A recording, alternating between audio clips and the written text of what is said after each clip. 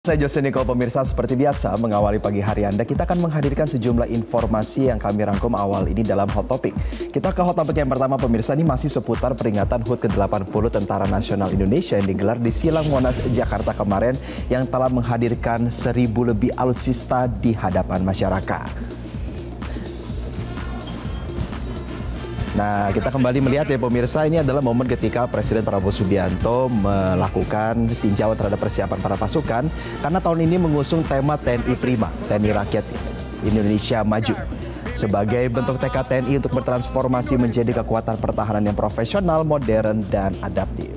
Nah, Jose dan juga pemirsa, di HUT TNI ke-80 kemarin ini dimeriahkan dengan sejumlah simulasi prajurit TNI yang menyelamatkan sandera dari teroris bersenjata. Acara kemarin juga ini menjadi momen TNI untuk menyampaikan kepada publik bahwa anggaran mereka ini dipergunakan untuk memiliki alutsista baru, misalnya seperti TNI memamerkan tank amfibi BMP-3F. Kemudian juga ada penampilan baru kapal selam tanpa awak KSOT 008 karya anak bangsa produksi dari PT PAL. Alutsista Tentara Nasional Indonesia. Bah semarak dan semangat kobaran para prajurit Tentara Nasional Indonesia pada hari ini dapat kita saksikan di langit Monumen Nasional. Datang dari sebelah kanan podium. Here we go.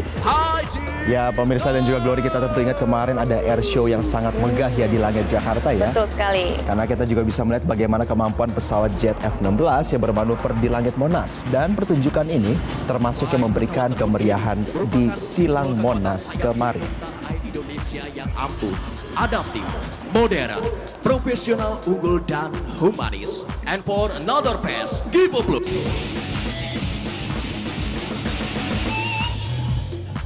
Dan kemudian juga pemirsa ada kehadiran alutsista yang menjadi proyek strategi TNI, yaitu defile pesawat nirawak atau drone.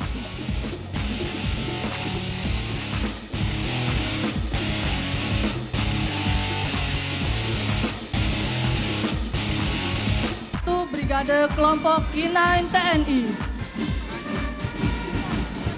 Dan yang tidak kalah menarik nih Jose adalah kehadiran pasukan anjing pelacak yang juga turut memberikan hormat kepada Presiden Prabowo Subianto pada momen kemarin. Langit Monumen Nasional Indonesia akan melintas drop flight yang tengah membentuk formasi AK-80 dengan 20 pesawat drop 120 TPA yang dipersembahkan.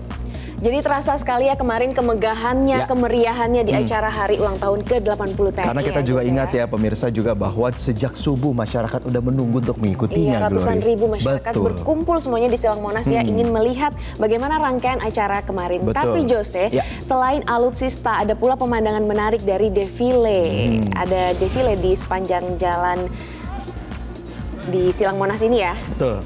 Dan pemirsa, kemarin para jenderal TNI juga turut defile dipimpin oleh Letjen Kunto Arifibowo. Para jenderal TNI berjalan beriringan ke hadapan Presiden Prabowo Subianto. Mereka ikut defile ini dari mulai Panglima Kodam, Komandan Pangkalan TNI Angkatan Laut, Komandan Landasan Udara, hingga Komandan Satuan di lingkungan TNI.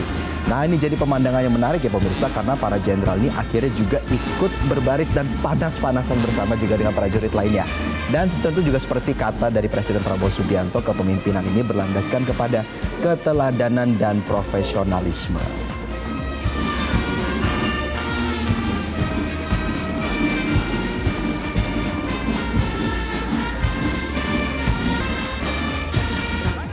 Dan kemarin juga dari Presiden Prabowo Subianto juga sempat memberikan amanat ya kepada para pasukan TNI, yang mana amanatnya adalah pasukan TNI ini adalah berasal dari rakyat dan untuk rakyat. Tentu saja pengabdiannya seluruhnya untuk bangsa dan negara. Betul sekali, tentu kita juga berharap bahwa para TNI ini menindaklanjuti amanat daripada Presiden Prabowo Subianto ya.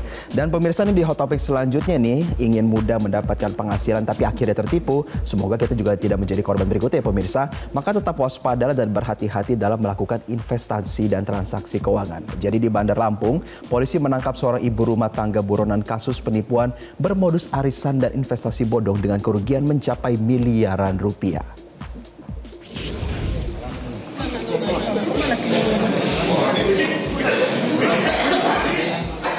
Pemirsa, wanita ini ditangkap di wilayah Palembang, Sumatera Selatan usai dilaporkan melakukan penipuan bermodus arisan dan investasi bodong.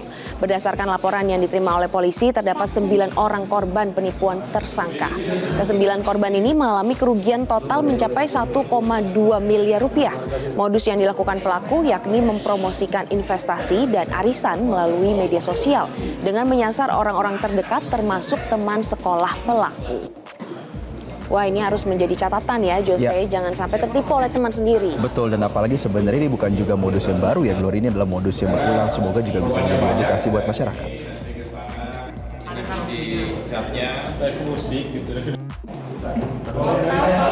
Dan pemirsa, kita beralih ke hot topic selanjutnya, di mana aksi kekerasan terjadi saat orientasi komunitas pencinta alam di Kota Bitung, Sulawesi Utara. Korban mengaku diancam seniornya agar tutup mulut. Jadi pemirsa, korban siswa kelas 12, salah satu SMA di Kota Bitung bersama 5 temannya mengalami penganiayaan oleh seniornya saat mengikuti kegiatan orientasi komunitas pencinta alam atau Himpasus di Gunung Dua Sudara. Jadi aksi kekerasan fisik yang diduga dilakukan oleh sekitar 20 orang anggota senior komunitas pencinta alam Himpasus tersebut kemudian viral. Dan korban mengaku awalnya takut untuk menceritakan perihal kekerasan yang dialaminya saat kegiatan orientasi tersebut karena diancam oleh seniornya untuk tidak bercerita. Lalu kejadian ini akhirnya terbongkar saat ibu korban memeriksa handphone dan menemukan video aksi kekerasan tersebut dibagikan di grup WhatsApp komunitas. Lalu kasus ini kini Satreskrim Polres Bitung, keluarga dan kuasa hukum korban meminta agar kasus ini diproses berdasarkan ketentuan hukum yang berlaku.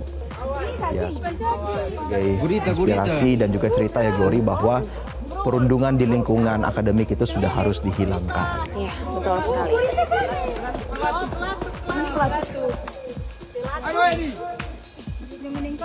Dan kita ke hot topic selanjutnya, pemirsa, di mana 2 santri korban robohnya bangunan Ponpes Al-Khozini Sidoarjo yang berhasil diidentifikasi sebagai warga Kabupaten Bangkalan, Madura, Jawa Timur dimakamkan oleh pihak keluarga. 2 korban meninggal diketahui ini berasal dari Kecamatan Blega dan Kecamatan Tragah, Kabupaten Bangkalan. Keduanya dimakamkan oleh pihak keluarga.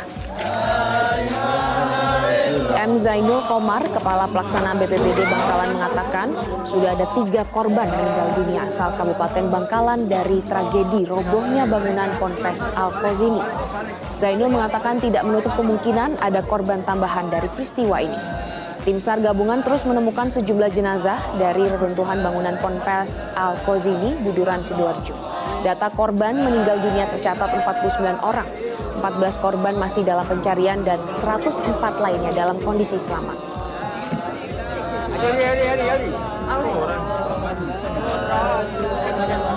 Jelajahi cara baru mendapatkan informasi. Download Metro TV Extend sekarang.